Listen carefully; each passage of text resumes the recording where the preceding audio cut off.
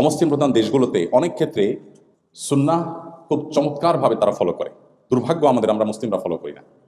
আপনারা এখানে দেখেন যে এরা সন্ধ্যার মধ্যে খেয়ে ফেলে, রাতে তাড়াতাড়ি তারা শুয়ে যায়, ভোরে উঠে কাজ করা শুরু করে। শুধু এরা কেন, পৃথিবীর সমস্ত অমুসলিম কান্ট্রিগুলোতে অলমোস্ট সেম কালচার প্র্যাকটিস আমরা দেখি, সেটা পূর্বে হোক কিংবা পশ্চিমে, সব দিকে একই কালচার প্রায় দেখা যায়।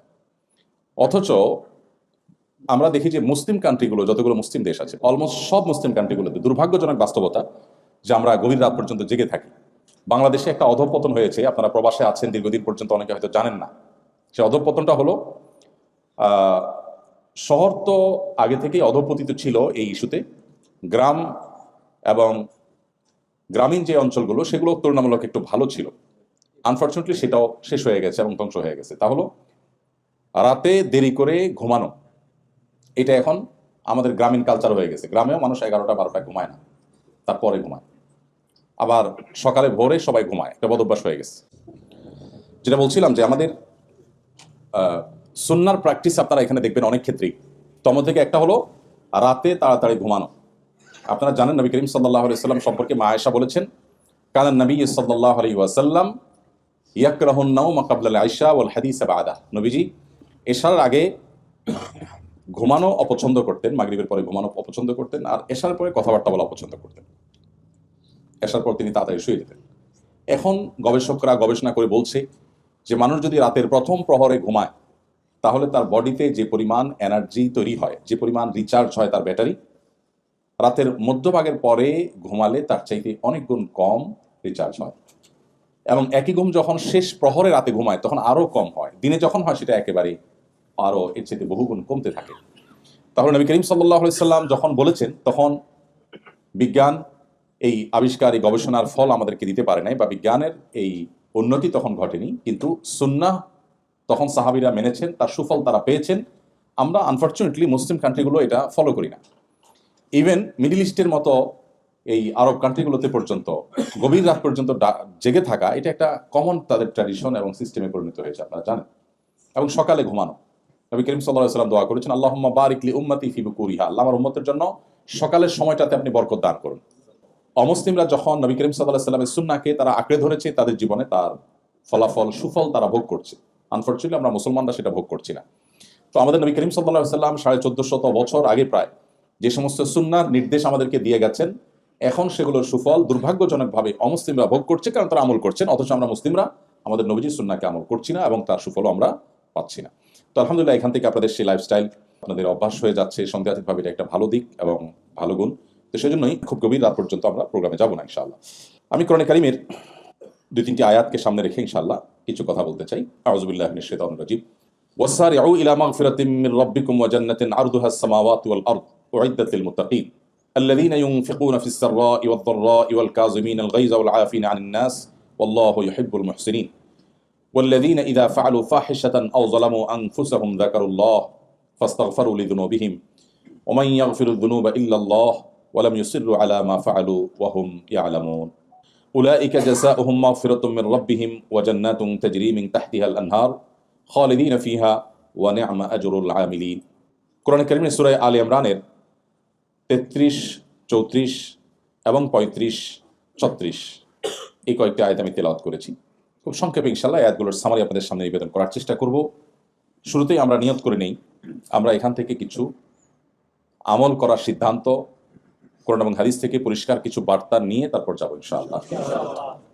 আল্লাহ রাব্বুল আলামিন ইরশাদ করছেন, ওয়াসারিউ ইলা মাগফিরাতিম মির রাব্বিকুম ওয়া জান্নাতিন আরদুহা আস-সামাওয়াতু ওয়াল আরদ, অর্থাৎ তোমরা প্রতিযোগিতায় অবতীর্ণ হও, দৌড়াও এবং দ্রুত গতিতে অগ্রসর হও তোমাদের রবের পক্ষ থেকে দেওয়া মাগফিরাতের জন্য, এবং সে জান্নাতের আশায় যে জান্নাতের প্রস্থতা নবমণ্ডল এবং ভূমণ্ডলের প্রস্থতার মতো, উইদ্দাতিল মুত্তাকিন, যে জান্নাত মুত্তাকিদের জন্য তৈরি করা হয়েছে।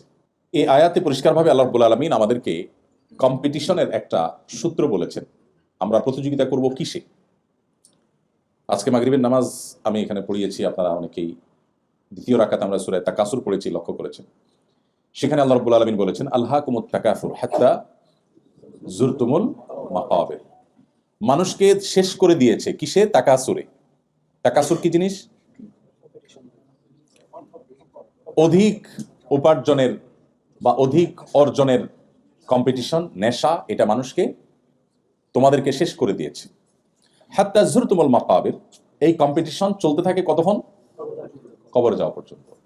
আল্লাহু আকবার। কোরআন এমন এক মহান গ্রন্থ, দুর্ভাগ্য আমাদের, আমরা মুসলিম কজন মানুষ এখানে আছি যে হাত তুলে বুকে হাত দিয়ে বলতে পারবো আমি কোরআনের শুরু থেকে শেষ পর্যন্ত একটি বারের জন্য ভালো করে পড়েছি। আমাকে মাঝে মধ্যে বিভিন্ন পডকাস্টে যেতে হতো এক সময়, এখন যাওয়া হয় না, সুযোগ হয় না। তো বইয়ের উপর আমাদের রকমারিতে আমাদের মাহমুদুল হাসান সোহাগ ভাই, আপনারা অনেকে চিনেন, বইটিয়ান মানুষ, এক সময় যিনি ইসলামে ছিলেন না, নাস্তিক ছিলেন, পরে আল্লাহ তাকে হেদায়েত দিয়েছেন। তিনি একটা পডকাস্টের জন্য আমাকে নিমন্ত্রণ করলেন, বললেন যে আপনি, আমরা বই নিয়ে কাজ করি, আপনার জীবনে কোন বইয়ের সবচেয়ে বেশি প্রভাব ছিল? তাই বললাম, ভাই আমি আসলে খুব অলস মানুষ, বই টই পড়া আমার একেবারে হয় না, তবে বই যদি বলেন তো মানুষের রচিত বই এর কোনোটারই বিশেষ প্রভাব আমি কম্পেয়ার করার মতো আমি বলতে পারবো না বা মনে পড়ে না। তবে কোরআনের যে প্রভাব আল্লাহ তাআলা আমার উপর রেখেছেন সেটা বোধহয় আমি আপনাকে 2-4 ঘন্টা না সারা জীবন বলে হয়তো শেষ করতে পারবো না, প্রতিটা আয়াতের প্রভাব। এই জন্য আমি শুরুতে আপনাদেরকে বিনীতভাবে অনুরোধ করতে চাই, আপনারা দুটি গ্রন্থ জীবনে একবার পড়বেন। নাম্বার 1, কোরআনে কারীম শুরু থেকে শেষ পর্যন্ত অর্থ সহকারে, সময় কম থাকলে শুধু অর্থই পড়লেন। কোনো আলিম, এখানে শেখ আবু হুরায়রা আছেন, আর উলামা ইকরাম যারা আছেন তাদের তত্ত্বাবধানে কোনো আয়াত অস্পষ্ট মনে হলে তাদের কাছে জিজ্ঞেস করলেন। আর আলহামদুলিল্লাহ আজকাল বাংলায়, ইংরেজিতে, বিভিন্ন ভাষায় তাফসির অ্যাভেলেবল। সুতরাং একেবারে অথেন্টিক যে তাফসির গ্রন্থ আছে সেগুলোর সহযোগিতা নিয়ে পুরো কোরআন একবার শুরু থেকে শেষ পর্যন্ত যদি আমরা পড়ি। সেই সাথে আরেকটি গ্রন্থ আমি পড়তে বলবো, সেটা হলো নবী করিম সাল্লাল্লাহু আলাইহি ওয়াসাল্লামের একটা সিরাত গ্রন্থ বা তার একটা কমপ্লিট জীবনী, শুরু থেকে শেষ পর্যন্ত পূর্ণাঙ্গ একটা জীবনী গ্রন্থ। এই দুটি যদি আপনি পড়ে শেষ করেন নির্মোহভাবে, আমি বিভিন্ন জায়গায় বলি, আমি আল্লাহর উপর ভরসা রেখে আপনাকে এই গ্যারান্টি দিতে পারি, আপনি নিজেকে ইমানদার হিসাবে, মুসলমান হিসাবে, অন্য এক জগতের মুসলমান হিসাবে, আপনি মুসলিম হিসাবে আপনি অনুভব করবেন। আপনার ইমানের মিটার এত উপরে যাবে যে আপনি অনুভব করবেন ইসলামটা। আমরা অনেকেই ইসলাম পালন করি, বাট এটা আমাদের অনেকটা বোঝার মতো হয়ে গেছে। এখানে অনেক ভাই আছেন যারা মাদক সেবন করেন না এবং হারাম খাবার খান না, অনেকে ইবাদতবন্দি করেন, কিন্তু এটা আমরা মুসলিম, আল্লাহ হারাম করেছেন, এরকম একটা মানসিকতা থেকে, যে আল্লাহ নিষেধ করেছেন তাই আল্লাহর কথা না শুনলে আবার মুশকিল, আল্লাহ দিল মায়ের জাহান্নামে ফেলবে, টেনশন, এই জায়গা থেকে। বিশেষ করে আমাদের তরুণদের মধ্যে, নতুন যে জেনারেশন আমাদের এখন, এই জেনারেশনের অনেকেই, তাদেরকে আমরা অবশ্য প্যারেন্টসরাও প্যারেন্টিং এর কোরআন এবং সুন্নাহ সম্মত প্যারেন্টিং না জানা থাকার কারণে বা অ্যাপ্লাই না করার কারণে আমরাও তাদেরকে এমনভাবে বলি যে আল্লাহকে তাদের কাছে নাউজুবিল্লাহ ভিলেনের মতো বানাই। ছোট ছোট বাচ্চারা কিছু করতে গেলে, এটা করা যাবে না, আল্লাহ হারাম করেছেন, আল্লাহ গুনাহ দিবেন, ওইটা করা যাবে না, আল্লাহ গুনাহ দিবেন, ওইটা করা যাবে না, তখন বাচ্চা মনে করে যে সব কাজে ডিস্টার্ব তো করতেছেন, নাউজুবিল্লাহ আল্লাহ। এরকম একটা টেন্ডেন্সি বাচ্চাদের মধ্যে, হয়তো বলতে পারে না কেন তরুণদের মধ্যে নাস্তিক্যবাদের দিকে চলে যাওয়ার হার বাড়ছে নানা কারণে। এর অনেক ইস্যু, অনেক কারণ আছে, এর মধ্যে এটা একটা কারণ হতে পারে। তাদেরকে যে ইসলামটা ভেতর থেকে তাদেরকে অনুভব করার সুযোগ করে দেওয়া, ভেতর থেকে ইমানটা এনে তারপর ইসলামটাকে চর্চা করা, এটার মধ্যে একটা আনন্দ আছে, এখানে বোঝা নাই, সেটাকে আপনি দারুণভাবে ফিল করবেন। এটা যদি আপনি করতে চান তাহলে আপনাকে কোরআন পড়তে হবে এবং সিরাত পড়তে হবে। কোরআন এবং সিরাত পাঠ করার পর আপনি দেখবেন আপনার ইসলামটাকে আপনি এনজয় করছেন। আপনার কাছে তখন কষ্ট হবে না, আপনার কাছে তখন অনেক আনন্দ হবে, অনেক সুখ অনুভব হবে। সাহাবায়ে কেরাম তাদের অবস্থা কি ছিল? খোদ নবী করিম সাল্লাল্লাহু আলাইহি সাল্লাম তিনি বলতেন, আরিহনা বিহা ইয়া বেলাল, কানা ইজা হাজাবাহু আমরুন ফাজা ইলা সালাহ। কোনো পেরেশানি হলে নবী সাল্লাল্লাহু আলাইহি সাল্লাম নামাজে দাঁড়িয়ে যেতেন। মনটা ভালো লাগছে না, কোনো কারণে পেরেশানি মনে হচ্ছে, তখন বেলাল রাদিয়াল্লাহু থেকে বলতেন, বেলাল আজান দিয়ে নামাজের ব্যবস্থা করে আমাকে একটু প্রশান্ত করো, আমার একটা সুখের ব্যবস্থা করে দাও। আর আমাদের নামাজটা বোঝা হয়ে গেছে, আমাদের ইবাদতবন্দি বোঝা হয়ে গেছে, কারণ আমরা ইসলামটাকে সেভাবে শিখে জেনে বুঝে মুসলমান না। বিশেষ করে আমরা যারা বাংলাদেশে জন্মগ্রহণ করেছি বা মুসলিমের ঘরে জন্মগ্রহণ করেছি, আমরা সবাই মুসলিম বাই বর্ন বা মুসলিম বাই চান্স, বাপ মা মুসলমান তাই আমরা মুসলমান হয়ে গেছি। তো এই জন্য কোরআনে কারীমের আয়াতগুলো যখন আমরা অর্থ সহকারে বুঝে পড়ব, তো আমাদের বাস্তবতার সাথে যখন সেটাকে আমরা মেলাবো, দেখবো যে এটা আসলে কোনো মানুষের গ্রন্থ না, কোনো মানুষ দ্বারা এগুলো সম্ভব না। সেজন্য আমি শুরুতে আপনাদের প্রতি উদাত্ত আহ্বান রাখলাম যে কোরআনে কারীম অর্থ সহকারে একটি কমপ্লিট সিরাত গ্রন্থ কমপক্ষে আমরা একটিবার শুরু থেকে শেষ পর্যন্ত পড়ে শেষ করব। এবং ভালো হয় ফ্যামিলিতে গ্রুপ স্টাডি করা গেলে। আমি জার্মানির বার্লিনে আমাদের কিছু ভাইদেরকে পেয়েছি, দারুল ইসলাম নামে একটা সংগঠনের অধীনে তারা কাজ করেন।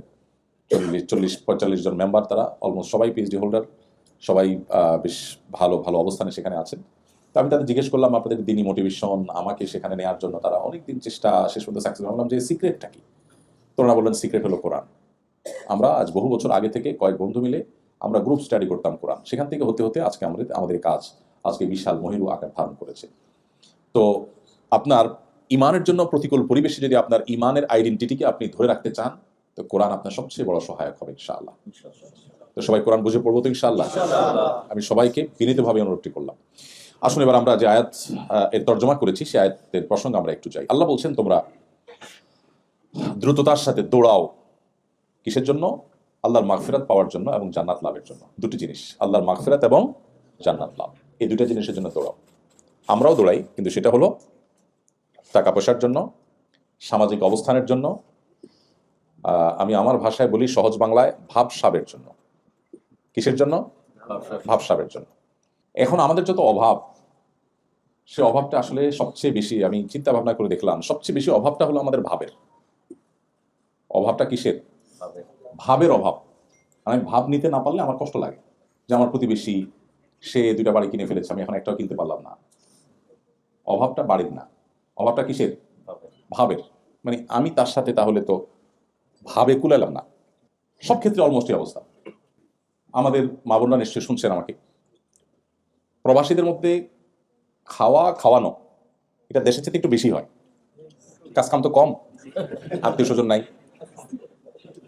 মা নাই, বাপ নাই, ভাই নাই, বোন নাই, কারে খাওয়াবে? আমরা তো দেশে সারাদিন আত্মীয় স্বজন এর খেদমত আলহামদুলিল্লাহ করার সুযোগ, আপনাদের সেই সুযোগ তো নাই। তো কি করবেন? দুধের স্বাদ হলদি মিঠা, প্রতিবেশী অমুকরে তমুকরে।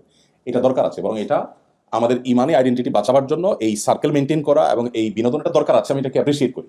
কিন্তু যেটা অ্যাপ্রিসিয়েট করি না সেটা হলো এই আয়োজনের নাম দিয়ে যে ভাবসাবের কম্পিটিশন হয়, সেটাকে। কোনো ভাবির বাসা খেয়ে আসছেন 15 আইটেম, তা আপনার অন্তত ওইটা ক্রস করতেই হবে, 16 করতে হবে, তাই না? অসুস্থ কম্পিটিশন, ইমানদার সুলভ কম্পিটিশন না। এটা আমাদের আদর্শের সাথে, আমাদের ইমানের সাথে যায় না, কিন্তু আমরা এটা করি। এটার বাহ্যিক লেয়ার বা বাহিরের রূপটা হয় খুব বিনয়ের সাথে, ভেতরের রূপটা পুরোটাই অহংকারে ভরা। উপরের প্রলেপটা কিসের? বিনয়ের প্রলেপ। কিরকম বিনয়ের প্রলেপ? মনে করেন 15 পদ করলেন, করার পর মেহমানদের খাইতে দিলেন, মেহমানদের খাইতে বসায়া এরপরে আপনার ভাবসাবের আসল রূপ জাহির করা শুরু হয়। বলেন যে ভাই আসলে আমার বাজার থেকে হাঁস আনার কথা ছিল, হঠাৎ ডিউটির চাপ পড়ে গেছে, পারলাম না, হাঁসটা মিস হয়ে গেছে।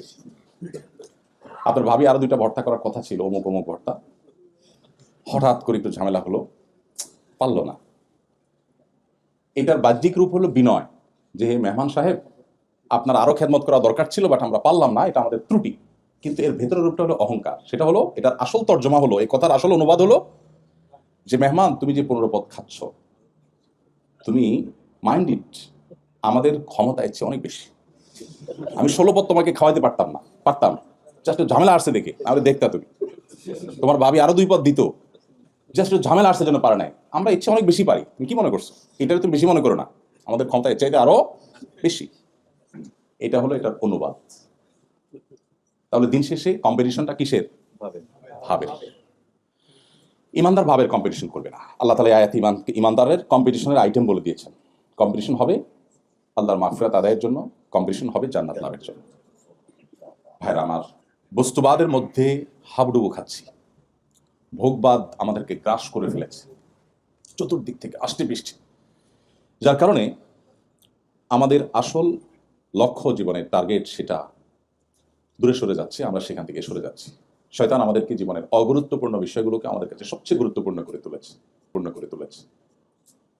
এই জন্য প্রয়োজন হলো পুরো পরিবারের সিদ্ধান্ত গ্রহণ করা। কম্পিটিশন আমরা সবাই করব, কিসের জন্য? আমাদের লক্ষ্য, গোল কি হবে, সেটা আমাদের ফ্যামিলির প্রত্যেকে বসে ডিসাইড করতে হবে। আল্লাহ তাআলা আমাদেরকে সেই নির্দেশ দিচ্ছেন যে তোমরা যদি আল্লাহর মাগফিরাত এবং জান্নাত লাভের জন্য যদি দৌড়াতে থাকো, হাঁটলে হবে না, কি করতে হবে? দৌড়াতে হবে। তার মানে সাধারণ পথ চলা হলে হবে না, দুনিয়া টুকটাক না, আখেরাত টুকটাক, আর দুনিয়া হলো ঠিকঠাক। নামাজটা কোনো মতে, জবটা একেবারে খুব গুরুত্বের সাথে। এটা তো দৌড়ানো না, এটা হলো হাঁটা। তো আল্লাহ তাআলা আমাদেরকে নির্দেশ করছেন যে আমরা আল্লাহ মাগফিরাতের জন্য দৌড়াই এবং জান্নাত লাভের জন্য দৌড়াই। মাগফিরাত লাভের জন্য দৌড়ানো বলতে কি বোঝায়? মাগফিরাত লাভের জন্য দৌড়ানো মানে আল্লাহর কাছে মাপ চাওয়া। পৃথিবীতে মানুষ মানুষের কাছে মাপ চাইলে ভালো ফিল হয় না খারাপ ফিল হয়? আমি কি বোঝাতে পেরেছি প্রশ্নটা? আপনি যদি কারোর কাছে মাপ চাইতে হয়, কোনো কারণে আপনি এমন কিছু বলে ফেলেছেন যে একটা বাজে সিচুয়েশনে পড়েছেন, এখন আপনাকে ক্ষমা চাইতে হলো সবার সামনে বা পেছনে, ভাই আমি সরি, আমার ভুল হয়ে গেছে, আমাকে মাফ করে দেন। এই যে ক্ষমা চাওয়া, এই ক্ষমা চাওয়ার ফিলিংসটা মানুষের ভালো হয় না খারাপ হয়? অস্বস্তিকর, লজ্জাস্কর, অপমানকর, শেষ হয়ে যায়। মানে আমাকে ক্ষমা চাইতে হলো, এর চাইতে তার অনেক টাকা লস হয়ে গেল, তার কষ্ট হতো না যত কষ্ট হয় মানুষের কাছে ক্ষমা চাইলে, তাই না? সুবহানাল্লাহ। আল্লাহ রাব্বুল আলামিন আমাদেরকে সে ক্ষমা চাওয়ার টেন্ডেন্সি তৈরি করার জন্য বলছেন, কিন্তু পার্থক্য হলো সে ক্ষমাটা মানুষের কাছে চাওয়া নয়। কার কাছে চাওয়া? আল্লাহর কাছে চাওয়া। আপনারা নিশ্চয়ই বিভিন্ন সময় আল্লাহর কাছে ক্ষমা চেয়েছেন, ইস্তেগফার করার সুযোগ হয়েছে, আমাদের এজ এ মুসলিম সবারই কম বেশি হয়েছে। কিন্তু আমি আপনাকে আহ্বান করব, আপনার জীবনে একটি বারের জন্য খুবই সিরিয়াসনেসের সাথে আপনার জীবনের অপরাধগুলোর কথা স্মরণ করে এগুলোর পরিণাম যদি আল্লাহ শাস্তি দেন তাতে কি হতে পারে, আল্লাহর শাস্তি কত ভয়াবহ হতে পারে, এই সব বিষয়গুলোকে মাথায় রেখে আল্লাহর কাছে আপনি মুক্তি লাভের জন্য চোখের পানি ফেলে ছলছল করে একা নির্জনে একটু ক্ষমা চাইবেন। ভাইরা আমার, একই কাজ যেটা মানুষের কাছে করার পর আপনি অপমান বোধ করেন, অস্বস্তি বোধ করেন, সেটা যখন আপনি আল্লাহর কাছে নিবেদন করবেন, আমি আল্লাহর কসম করে বলতে পারি আপনার জীবনে যত স্বাদ, যত তৃপ্তি, যত সুখ আপনি অনুভব করবেন, বোধহয় পৃথিবীর কোনো সুস্বাদু খাবার খেয়ে সবচেয়ে আনন্দের কোনো মুহূর্তেও আপনি এতটা সুখ অনুভব করবেন না। আল্লাহর কাছে ক্ষমা চাওয়াটা এত আনন্দের, এত তৃপ্তির। দুর্ভাগ্য সে মানুষগুলোর যাদের আমাদের জীবনে আল্লাহর কাছে একটি বারের জন্য 40, 50, 60 বছরে মুসলিম হওয়ার পরও চোখের পানি ফেলে 2-5 মিনিটের জন্য ক্ষমা চাওয়ার সুযোগ হয়। আল্লাহ রাব্বুল আলামিন আমাদের সবাইকে আল্লাহ তাআলার ইস্তিগফারকারী বান্দাদের কাতারে শামিল হওয়ার তৌফিক দান করুন। আল্লাহ তাআলা কোরআন কারীমে বিভিন্ন জায়গায় আল্লাহ সেসব বান্দাদের প্রশংসা করেছেন, আল মুস্তাগফিরিনা বিল আসহার, যারা ভোর রাতে উঠে আল্লাহর কাছে ক্ষমা প্রার্থনা করে, চোখের পানি ফেলে, এই মানুষগুলোর প্রশংসা আল্লাহ জায়গায় জায়গায় করেছেন। ইস্তিগফারকারী বান্দা আল্লাহর কাছে অনেক প্রিয়, অনেক পছন্দের। আল্লাহ মূর্খতা সুলভ দৃষ্টিভঙ্গির কারণে আমাদের অনেককে বলতে শোনা যায়, অনেক সময় আমরা বলি যে আমার জীবনে কোনো পাপ করি নাই, আমার জীবনে কোনো অপরাধ করি নাই। যে এই কথা বলে ইটসেলফ এটাই সবচেয়ে বড় অপরাধ। প্রতি মুহূর্তে আমাদের অজান্তে অসংখ্য গুনাহ করছি, অসংখ্য গুনাহ। তো যাই হোক, আল্লাহর কাছে মাগফিরাত লাভ, আল্লাহর কাছ থেকে এটা করার জন্য আল্লাহ আমাদেরকে দ্রুত গতিতে অগ্রসর হতে বলেছেন। এই জন্য আমরা সেই কাজটি করবো। আল্লাহ আমাদের সেই তৌফিক দান করুন। প্রিয় ভাইরা আমার, মাগফিরাত এমন একটা জিনিস, ইস্তিগফার এমন একটা জিনিস, এটা মানুষের দুনিয়া এবং আখিরাতের সকল সমস্যার সমাধানের মূল সূত্র। অনেক ভাই ব্রাদার, অনেক বোনেরা আমাদের কাছে জানতে চান যে ভাই খুব বিপদে পড়ে গেলে কি করব, কোন দোয়া পড়ব।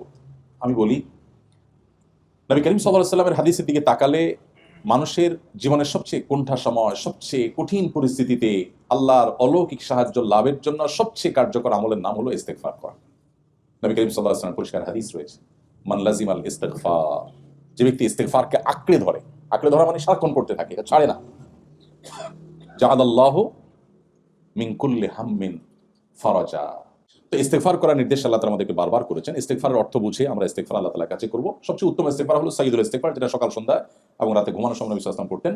আর এছাড়া যে কোনো ইস্তেগফার করতে পারি আমরা। সবচেয়ে ছোট ইস্তেগফার হলো আস্তাগফিরুল্লাহ ওয়া আতুবু ইলাইহি। আস্তাগফিরুল্লাহ, আল্লাহ আপনার কাছে আমি ক্ষমা চাই, আমি আল্লাহর কাছে ক্ষমা চাই এবং তার দিকে ধাবিত হই।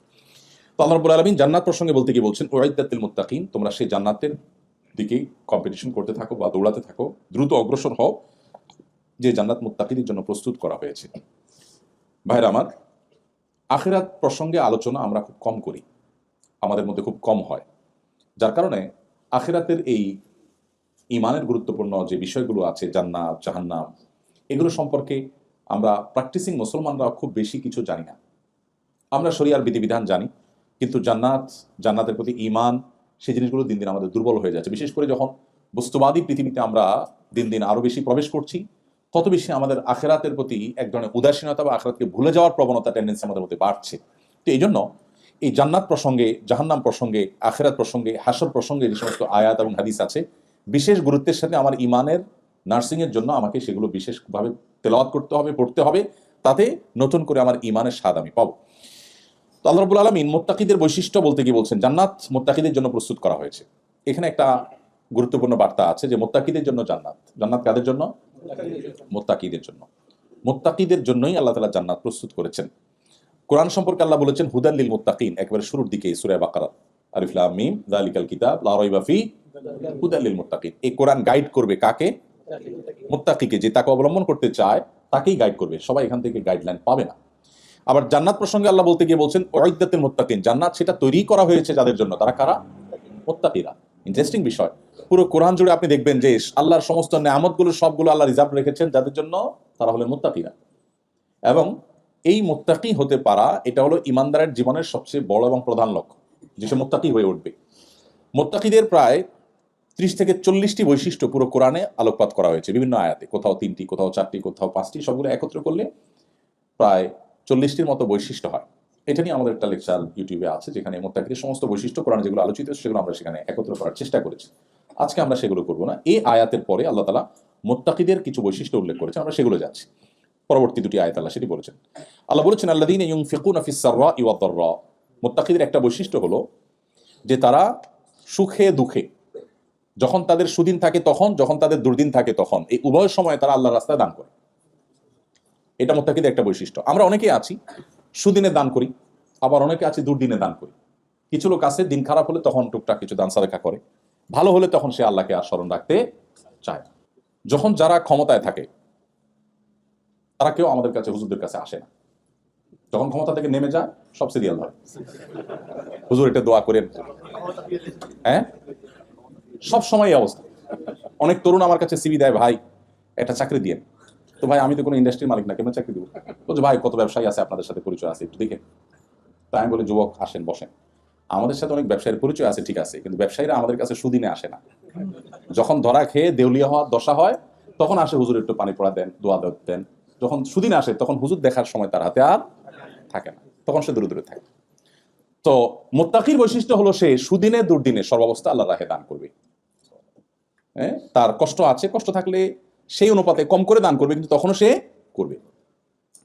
2 নম্বর বৈশিষ্ট্য হলো ওয়াল কাযিমিন আল গাইজ, যারা রাগ সংবরণ করতে পারে। কঠিন একটা বিষয়। অনেক ভালো ভালো মানুষ, তাহাজ্জুদ গুজার, কপালে সিল পড়ে গেছে, লম্বা দাড়ি আছে, হয়তো আলেম মানুষও, দায়ী মানুষও, কিন্তু ওনার আসল রূপ বা চেহারা এইটা ওনার রাগের সময় ফুটে ওঠে, এবং সেটা না দেখলে বোঝা যায় না উনি আসলে মানুষটা কেমন। আল্লাহ রাব্বুল আলামিন মুত্তাকিদের বৈশিষ্ট্য বলতে গিয়ে বলেছেন জান্নাত যে মুত্তাকিদের জন্য, সে মুত্তাকিদের বৈশিষ্ট্যের মধ্য থেকে দ্বিতীয় গুণ হলো তারা নিজেদের ক্রোধকে সংবরণ করতে পারে। ক্রোধ সংবরণ করার কথা আল্লাহ বলেছেন, ক্রোধ না থাকার কথা আল্লাহ বলেননি। তাহলে বোঝা গেল ক্রোধ থাকাটা খারাপ না, ক্রোধ নিয়ন্ত্রণ করতে না পারাটা খারাপ। যদি কেউ রাগ তার ভিতরে একেবারেই নাই, সে ধোঁয়ার সাপ, এটা প্রশংসার কোনো বিষয় না। আল্লাহ কিন্তু বলেন নাই ওয়াল আদিমিন আল গাইজ, আল্লাহ বলেন না যাদের গোস্বা রাগ বলতে কিচ্ছু নাই এরা মুত্তাকি, আল্লাহ বলেন নাই। তাহলে বোঝা গেল গোস্বা রাগ থাকতে হবে, কারণ এটা নাহিয়ানিল মুনকারের ক্ষেত্রে গোস্বা রাগের দরকার হবে কি হবে না। এই জন্য দেখেন আল্লাহ শব্দ নিয়ে যদি আপনি বিশ্বাস, কোরআনে শুধুমাত্র আলফাজ, সব শুধু কোরআনকে কেন্দ্র করে 80 থেকে 85টা শাস্ত্র পৃথিবীতে গড়ে উঠেছে, মুসলিম মানুষরা গড়ে তুলেছে। দুর্ভাগ্য আমাদের শুধু কোরআনের টেক্সটটা পর্যন্ত পড়ে দেখা হয়নি 50 বছরের মুসলমান, কখন সে 85টা শাস্ত্র নিয়ে পড়বে? শুধু কোরআনের শব্দের রহস্য নিয়ে যে সমস্ত গবেষণা শত শত বছর, হাজার বছর ধরে হয়েছে, এক একটা শব্দের গবেষণা আপনার ইমানের মিটারকে কোথায় নিয়ে যাবে। আপনি চিন্তা করবেন যে কোনো মানুষ দ্বারা এটা সম্ভব হয় না। লাতাইফুল কোরআন, রমুজুল কোরআন, গমুজুল কোরআন, কোরআনের যে সিক্রেটস গুলো, কোরআনের যে লেয়ারে লেয়ারে আল্লাহ তাআলার যে সমস্ত কুদরত গুলো আছে, সেগুলো যদি আমরা অ্যানালাইসিস করি বা পড়ি, তো আমাদের ঈমান অনেক বেশি বৃদ্ধি পাবে। দেখুন এখানে আল্লাহ তাআলা বলেছেন ওয়াল কাযিমিন আল গাইজ, আল্লাহ বলেন নাই ওয়াল আদিমিন আল গাইজ। আদিমিন আল গাইজ মানে হলো যাদের রাগ নাই। মুত্তাকিদের বৈশিষ্ট্য আল্লাহ সেটা বলেন নাই। তাহলে বোঝা গেল রাগ থাকতে হবে, কিন্তু রাগকে কি করতে হবে? কন্ট্রোল করতে হবে। এইটা বড় জটিল কাজ। বেশিরভাগ মানুষ রাগ উঠে গেলে ডায়রিয়ার রোগীর মতো হয়ে যায়। ডায়রিয়ার রোগী যেরকম একটা পর্যায়ে গেলে আউট অফ কন্ট্রোল হয়ে যায়, তার স্টুল পাস তার হাতে, তার নিয়ন্ত্রণে থাকে না, এরকম একটা লেভেলে চলে যায় না? আমি বলি বদরাগী রোগ যারা নিয়ন্ত্রণ করতে পারে না নিজেরে, সেই জন্য কল্পনা করে যে আমি ওই পেশেন্টের মতোই, আমিও আমার আউট অফ কন্ট্রোল। এই রোগের রোগী আমরা বেশিরভাগ মানুষ, অনেকেই আমরা আছি, বরং বেশিরভাগ মানুষই আছি যে শয়তান আমাদেরকে বদমেজাজ করে তোলে। আমরা অনেকে টেরও পাই না যে আমি শয়তানের কাছে ব্যবহৃত হয়ে যাচ্ছি। কিভাবে রাগ কন্ট্রোল করবেন?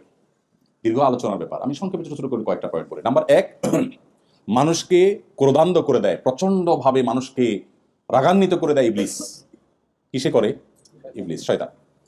তো এই জন্য শয়তানের কাছ থেকে আল্লাহর কাছ থেকে পানা চাওয়া। যখন রাগ উঠবে, মনে হবে যে আমি এখন বোধহয় নিয়ন্ত্রণ হারিয়ে ফেলছি, আমি বোধহয় এমন কিছু বলে ফেলবো যেটাও মানে আমাকে অস্বস্তিতে ফেলবে বা আমাকে মুখ ছোট করে দিবে, তখন আল্লাহর কাছে শয়তান থেকে পানা চাওয়া, আউযুবিল্লাহি মিনাশ শাইতানির রাজিম পাঠ করা।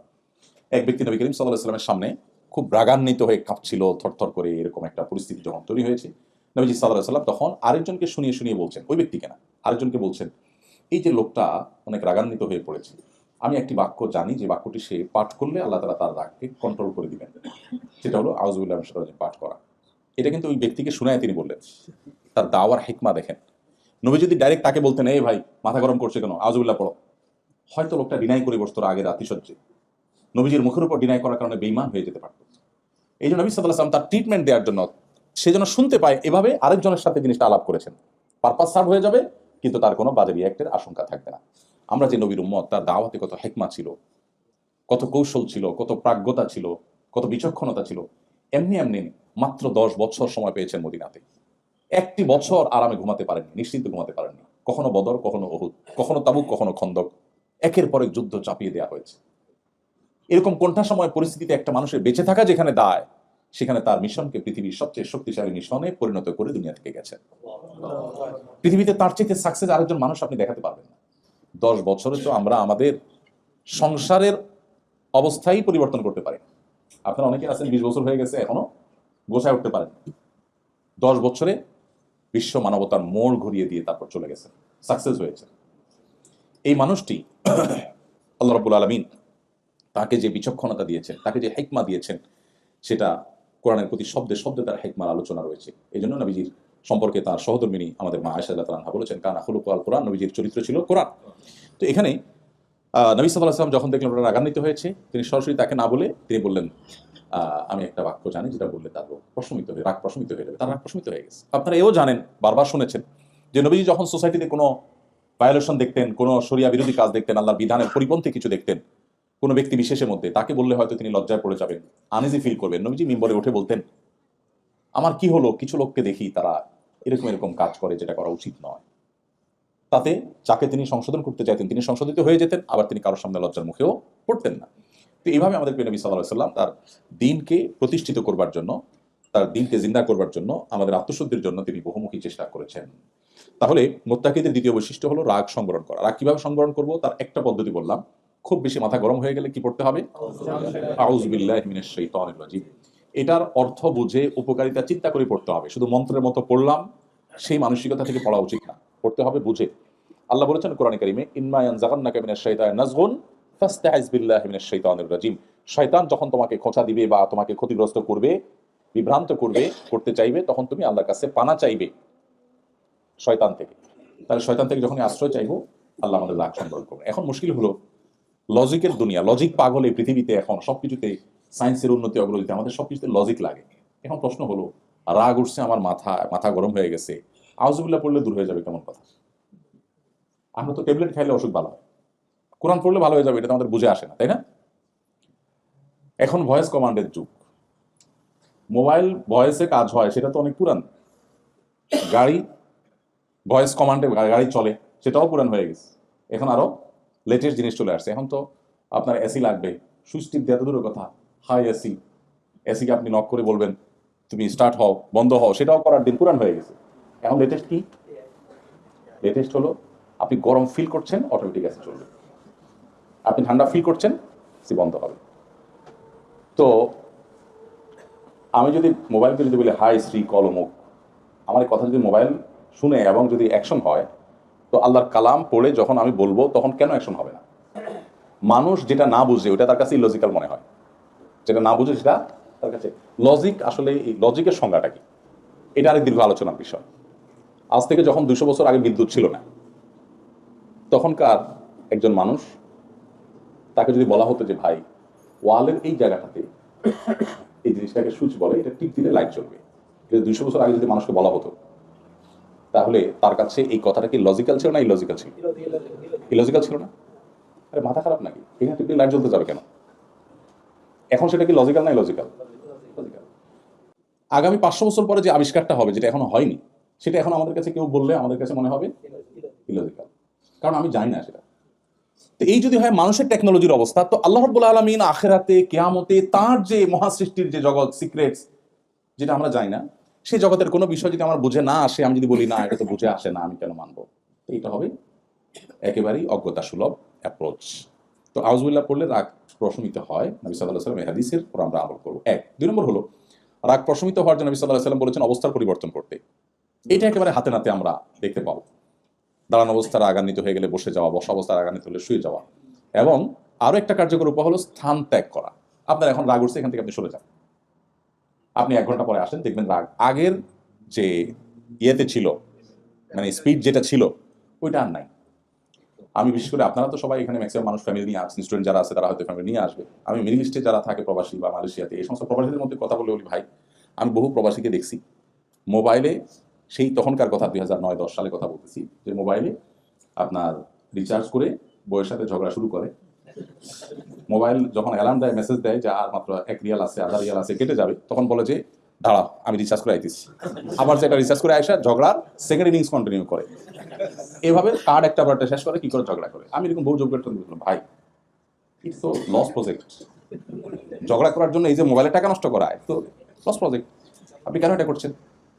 তো বলে ভাই কি করবো, আমি বললাম শুনেন, বুদ্ধি হলো যখন এরকম ঝগড়ার ইস্যু তৈরি হবে তখন মোবাইলটা বন্ধ করে দিবেন, বন্ধ করে কাজের জন্য অন্য কোনো সিম দিয়ে কাজটা সারবেন, এর সাথে যোগাযোগ বন্ধ, বরাবর 3 দিন মোবাইল বন্ধ থাকবে, 3 দিন পরে ওপেন করে এবার আপনি ঝগড়াটা করবেন। ঝগড়া আপনি করতে নিষেধ করছি না, ঝগড়া আপনি মাস্ট করেন, কিন্তু সেটা 3 দিন অফ রাখার পরে যদি আপনি করেন, আপনাকে আমি গ্যারান্টি দিতে পারি আপনার 10 রিয়ালের মোবাইল কার্ড 2 রিয়ালে দেখবেন কাজ হয়ে গেছে, কারণ আপনার রাগ তখন অলরেডি কমে একেবারে লেভেলে চলে আসছে। ওইদিকে তাদেরও রাগটা কমে একটা লেভেলে চলে আসছে। এখন যেটা হবে সেটা হবে হলো একেবারে ফিনিশিং কথা। আচ্ছা যা হয়েছে এখন বলো কি করা যায়, এখন হবে ফিনিশিং এর আলাপ। এই যে ফাও বকছেন, এগুলো বকেও আপনি ওই জায়গায় যাবেন লাস্টে, যে জায়গায় আপনি যাবেন 20 রিয়াল 50 রিয়াল খরচ করে, ওইটা আপনাকে আমি 2 রিয়াল খরচ করে যাওয়ার রাস্তা বলে দিচ্ছি। ঠিক নবী সাল্লাল্লাহু আলাইহি ওয়াসাল্লাম এই অ্যাপ্রোচটাই আমাদেরকে অবলম্বন করতে বলেছেন। যখন রাগ হবে তুমি অবস্থার পরিবর্তন করো, পজিশন চেঞ্জ করো, পজিশন চেঞ্জ করলে দেখবেন আপনার মেন্টালিটির মধ্যে পরিবর্তন চলে আসছে। নাম্বার 3, নবী করিম সাল্লাল্লাহু আলাইহি ওয়াসাল্লাম আমাদেরকে শিখিয়েছেন ওযু, রাগ হলে ওযু করার কথা। রাগ হলে আমাদের শরীর গরম হয়ে যাওয়ার সময়, আর যখন আমরা ওযু করি তখন শয়তান আমাদের মধ্যে বদরাগটা সৃষ্টি করে, তখন মানুষের রাগ প্রশমিত হয়ে যায়, একটা লেভেলে চলে আসে। বদরাগ মানুষকে ধ্বংসের দ্বার প্রান্তে নিয়ে যায়। এই জন্য মুত্তাকিদের বৈশিষ্ট্য হলো সে রাগ সংবরণকারী হতে হবে। আমাদের অনেক বোনরা আছেন, অনেক ভাইরা আছেন, রাগ উঠলে মাথা ঠিক থাকে না, এবং নিজের রাগ বদরাগকে আবার সার্টিফাই করার জন্য ওইটাকে এমনভাবে আমরা উপস্থাপন করি মনে হয় এটা বিশাল বড় একটা গুণ। পোলাপান দেখবেন এখন সব ক্রেজি, ছোট্ট পোলাপান সব কি ক্রেজি। আমরা আমাদের শৈশবের কথা মনে পড়ে, গ্রামে গঞ্জে যারা বড় হয়েছি, আমরা মাটিতে পড়ে থাকতাম, খেলাধুলা করতাম, জাস্ট ধোঁয়ার সাপের মতো, 10টা খোঁচা দিলেও জিদ উঠতো না। আর এখন পোলাপানরা কিছু বলার আগেই ফুসফুস করে উঠে, তাই না? বাসায় বাপের বন্ধু আসছে, আঙ্কেল আসছে, ও পিছনে দাঁড়ায় আছে। অ্যাপ্রোচটা এরকম। এর অনেক কারণ আছে অবশ্য, সাইকোলজিক্যালি তারা চেঞ্জ হয়েছে, নানা কারণ আছে, বদরাগী হয়ে যাচ্ছে। এখন বাপ মা যে সে অনেক সময় গর্ব করে অনেক রাগ, এই অনেক রাগ বলার যে স্টাইল,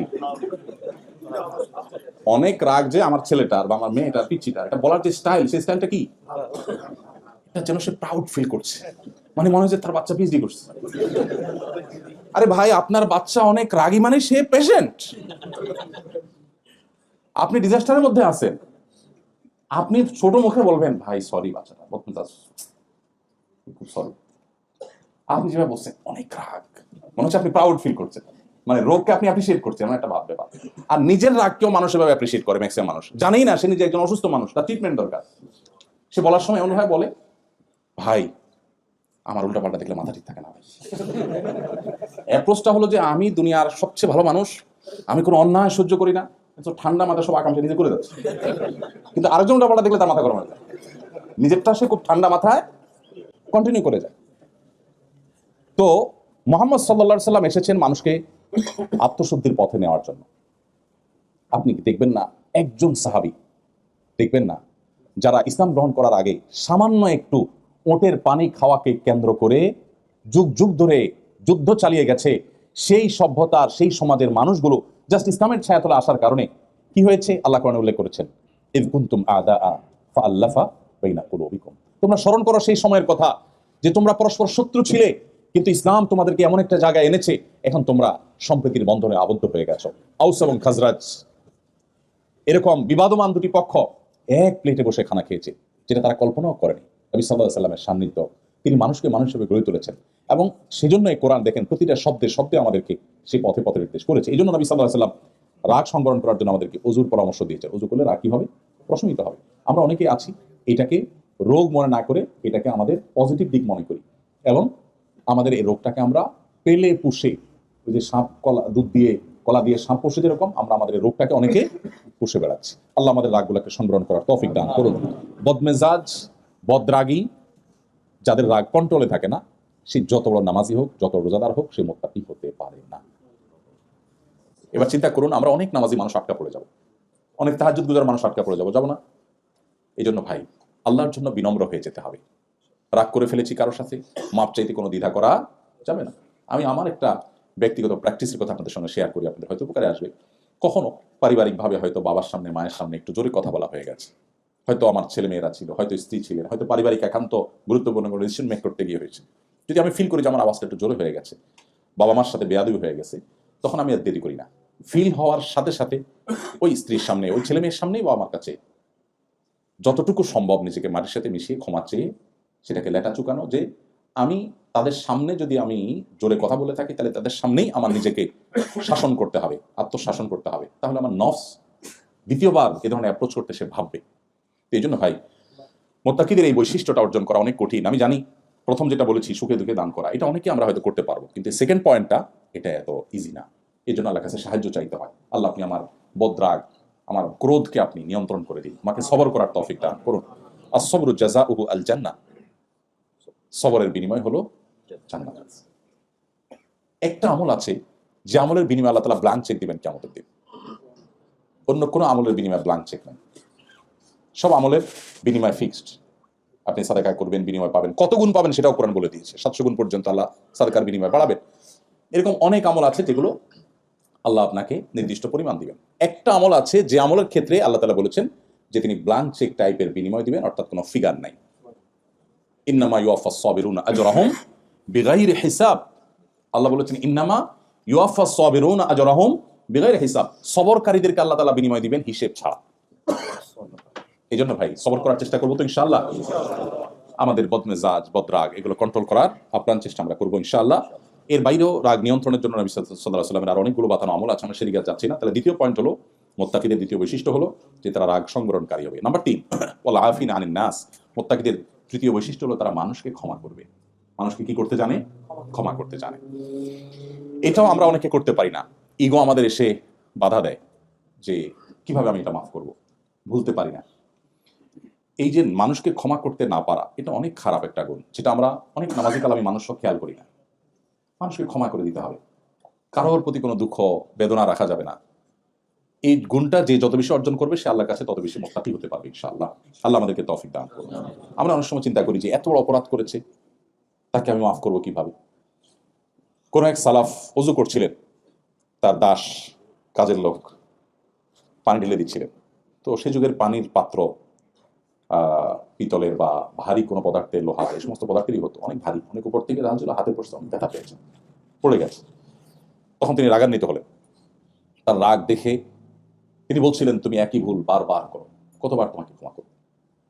তখন দাস বলছিলেন, এই যে আয়াত, ওয়াল আফিনা আনিন নাস, যারা মানুষকে ক্ষমা করতে জানে তারা মুত্তাকি হয়, তাদেরকে আল্লাহ জান্নাত দিবেন। এটা বলার সাথে সাথে উনি বললেন, যাও, আমি তোমাকে মাফ করে দিলাম।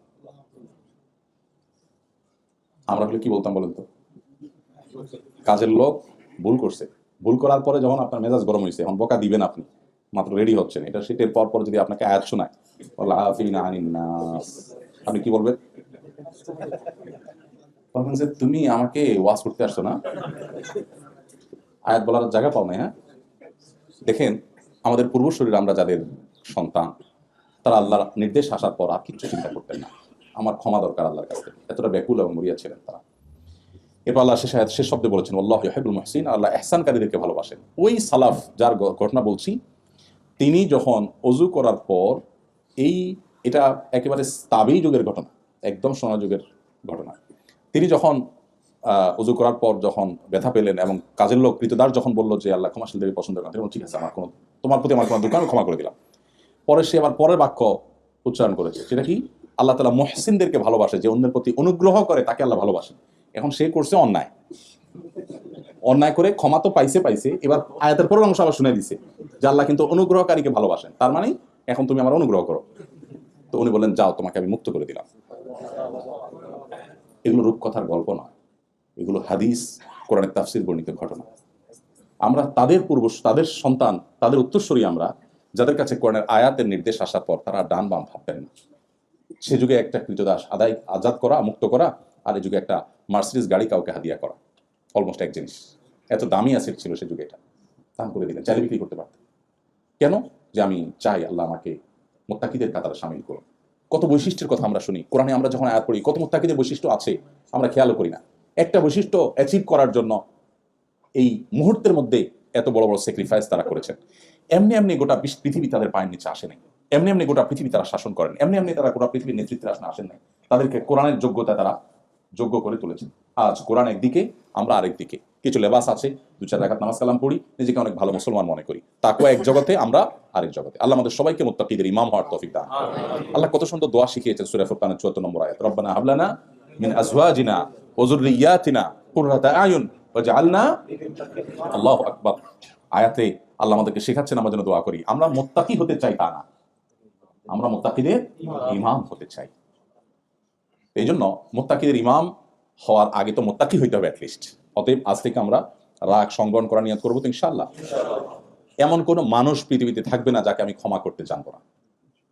নবী করিম সাল্লাল্লাহু আলাইহি সাল্লাম যদি হিন্দাকে ক্ষমা করতে পারেন, তিনি যদি আবু সুফিয়ানকে ক্ষমা করতে পারেন, আপনি কার উপরে অভিমান করে বলবেন আমি তাকে ক্ষমা করবো না? সবাইকে ক্ষমা করবো তো ইনশাআল্লাহ।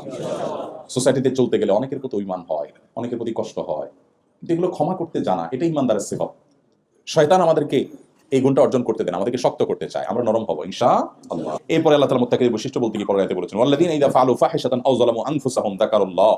মুত্তাকিদের আরেকটা বৈশিষ্ট্য হলো, কোন একটা অন্যায় কাজ হয়ে গেলে, কোন একটা অশ্লীল কাজ হয়ে গেলে, কোন একটা গুনাহের কাজ হয়ে গেলে, আও যালামু আনফুসাহুম, নিজের প্রতি নিজে কোনো অবিচার করে ফেললে, যাকারুল্লাহ, আল্লাহকে তারা স্মরণ করে, আল্লাহকে স্মরণ করে, ফাস্তাগফারু লিযুনুবিহিম, এরপর আল্লাহর কাছে তার এই পাপের জন্য সে ইস্তিগফার করে, ক্ষমা প্রার্থনা করে।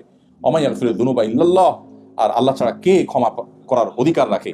ওয়ালাম ইউসিরু আলা মা ফাআলু ওয়া হুম ইয়ালামুন, এরপর আল্লাহর কাছে ভাবে ইস্তিগফার করার পর দ্বিতীয় দফা এই গুনাহটা সে করে না, আল্লাহর ভয়ে, আল্লাহর বান্দা হিসাবে সে এটাকে পুনরাবৃত্তি করে না, আর এই গুনাহর পিছনে এই গুনাহতে আসে না।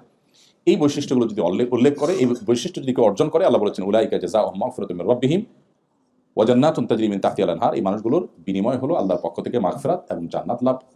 এই দুটো জিনিস, ওয়া নি'মা আজরুল আমিল, আর আমলকারীদের বিনিময় কতই না ভালো।